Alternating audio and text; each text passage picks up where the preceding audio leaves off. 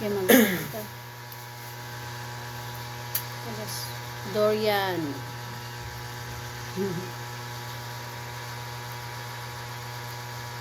So guys, oh. Ganyan magbalat ng durian sa gitna talaga yan. Yan. Wow. Yan oh. Tapos ito yan. Sarap nito. Marami parang laman yan, no? Ilang years na kami hindi nakakain nitong durian. Ngayon lang kami nakakain kasi namimiss niya daw tong durian.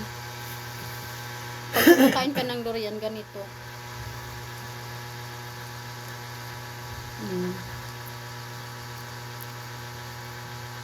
Ganyan.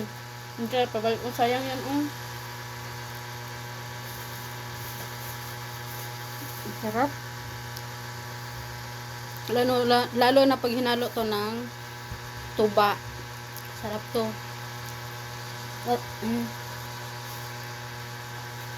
At gatas.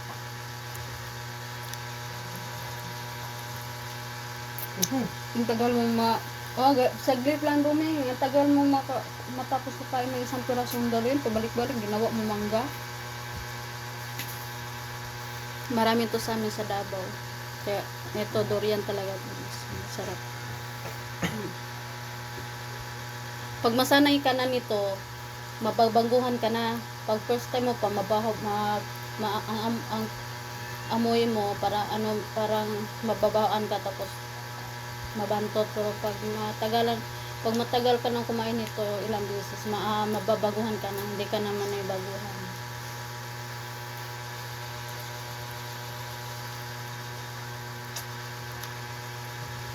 Parang balot.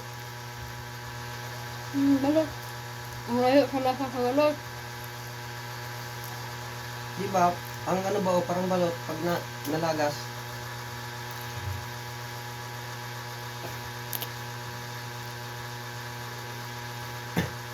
Pag uwi mo sa Bicol, magdala tayo ng durian tapos itanim natin doon, no?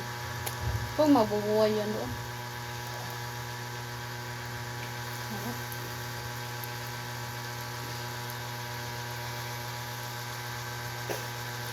Ganyan ka kumain ng durian, oh. Nagreklamo yung bulate ko ba? Sabi, ngayon lang ako yung nakakain. Sabi ng bulate. Sabi ng bulate. Wow. Na-ignorante yung bulate ba, no? Nagtingog. Dapat, mamaya ka na mag-inom ng gamot.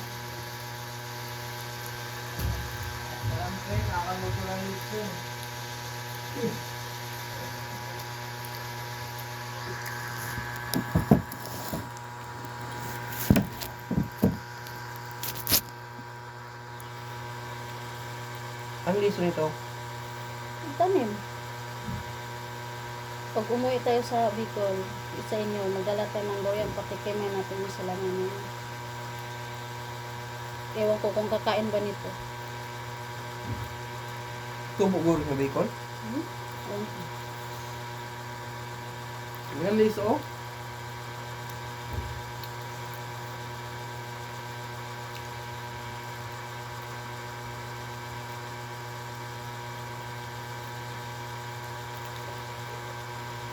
Wala akong nakakita ng durian doon sa palengke sa Donsol.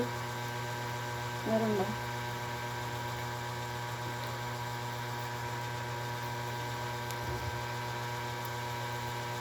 Dapat nga yung pamalinis. Hindi kaya ganyan, oh. May tira-tira ka pa, oh.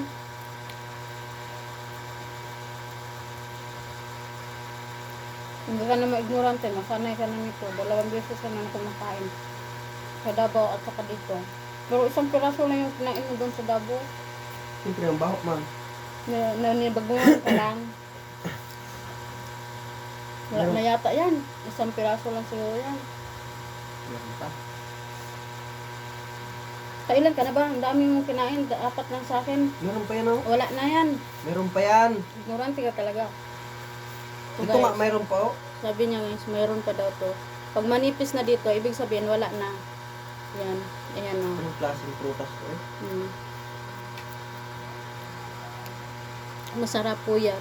Mas masarap ang ano, masarap ang dilaw. Grabe, ang sarap talaga ng dilaw. Ewan ko kung anong pangalan nun. Ito kasi kuya. Hindi ako, busog ko.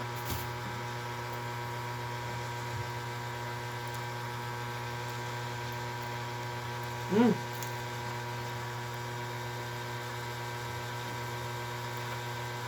Pag nakatikim sila itan nito si Ruben, masarapan nata. Dala ko mo. Magdala ka doon. Galing mo sa Manila. Paborito ng Tita Gina mo to. Hindi siya na ignorante. Nabusog tuloy ako. Kainin ko na ito lahat kasi mapahis ng kanin. Isda o, kainin mo lang.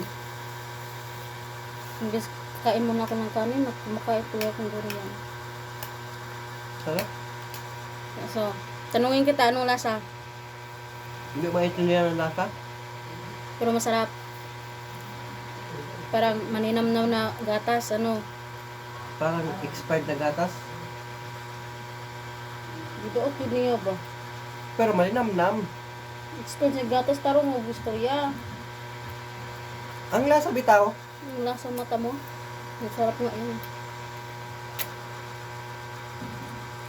Manimnam na, masarap man na matamis na, ano, maninam na, masarap na matamis na. Hindi, ang lasa, pag nagdikit mo Sobrang sa, sarap. pag nagdikit mo sa imong, ay ano, kinain mo na, maano na siya, parang, hindi mo maintindihan yung lasa niya. Yung anong prutas. Durian pala yung fruit. Huwag mong tapon yan. Pag mag-away tayo, yan ang ibabato ko sa'yo. Guys, hindi namin to itatapon kasi pangnudnud to ng likod. Pag makat yung likod mo, ganyan mo lang. Ito.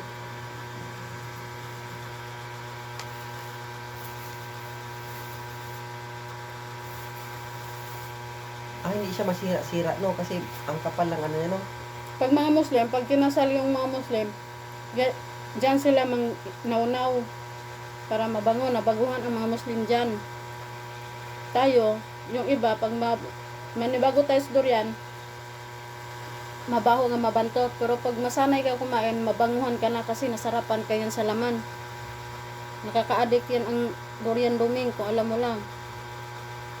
Dati hindi ka nga kumakain, ignorante ka, ngayon bumili ka. Ibig sabihin, addict ka. Lalo na pag nangatlong kain mo yan, hanap-hanapin mo yan, nakaka-addict yung durian. Buti pag, 250 baya to. Doon, mahal ang sa kabila, Ang sahod 380. ko ngayon, 800.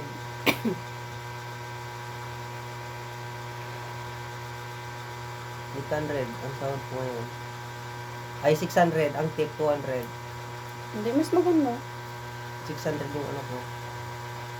Kung bayad mo na sa kurente. At least may pangbayad ka sa kurente. Ano, nakabayad na tayo. Pag makaisang buo ka ng durian na malaki, para kang malasing.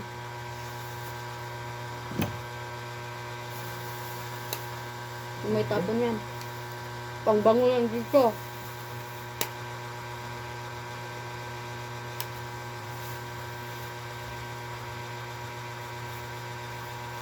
Ulam namin guys, ulo ng tulingan ng isda, tapos itlog, tapos inilaw na bangos.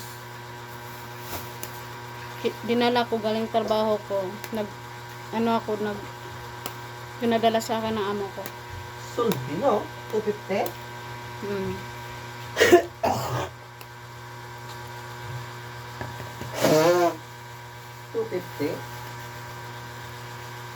Pag galing ko sa trabaho, taga-uwi ko, binigyan ako ng ulam ng amo ko, si nanay. Ito, 3 piraso, tapos isang ulo na bangos, isda na pinirito, tapos masabaw. Kinain mo na, kinilaw, sarap na kaya to. Ayaw mo niyan? Yung kain ako niyan? Ito kinilaw guys, na bangos. Galing to sa kantin, dinala ko dito. Sarap, no? Mm. Si nanay nagtimpla yan, masarap yan. Yung ulam Gusto ko ko kanina. naman. Ha? Laman, oh. Sarap. Mm. Masarap si nanay magtimpla. Kaya yan ang inulam ko kanina, at saka yung piniritong isda. Ikaw, anong ulam mo kanina? Na, dabong. Sabi ko, punta sa doon at magkain ka din. Ayaw mo. Layo. Yung panay punta ko dun sa inyo. Baka kunti lang kung kutsi. Mm. Ligot daw. Sug na ko rin, sayang kayo.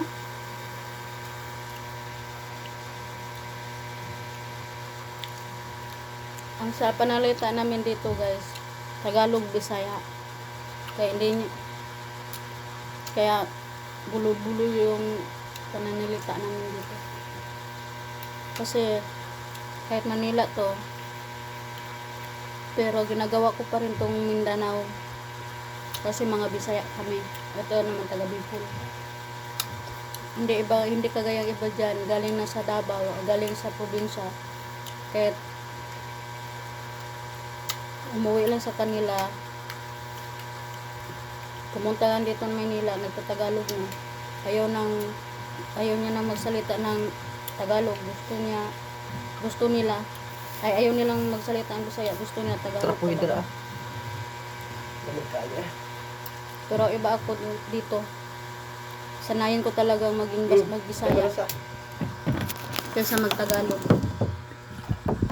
Kaya yung kinakasama ko, yung asawa ko, nasanay na rin sa Bisaya at saka nagbibisaya na rin siya. Sarap. Dati hindi siya marunong magbisaya, ngayon Bisaya na. Bon, hindi rin ang Doria. Hindi rin ang ganyan. Dapat pinakain yung sapatpat. Taon eh. Unggoy nga nabahuan. Sabaw, hindi mo na masarap pa itong sabaw. Stop mo na i-charge.